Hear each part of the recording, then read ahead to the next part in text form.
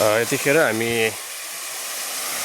चितवनको माडी हैदरापुरीमा अवस्थित यो हामी बैकुण्ठ तालमा आएका छौँ। निकै गहिरो दह छ यहाँ, यहाँले देख्न सक्नुहुन्छ। चारैतिर पहाडले घेरिएको यो खोजमा रहेको यो दह, जसलाई हामी बैकुण्ठ ताल भन्दछौँ। निकै माथिबाट झरना चलिरहेको छ। यो दृश्य यहाँले देख्न सक्नुहुन्छ।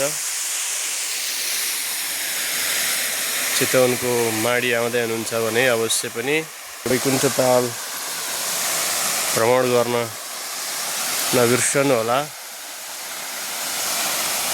बैकुण्ठ ताल निकै मनोरम दृश्य, करिब 30 मिनेटको हिँडाइपछि यहाँ आइपुगिन्छ।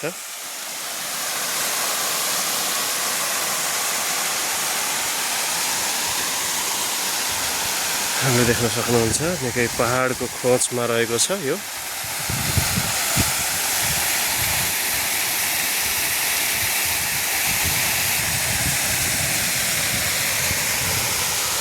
Hello madam,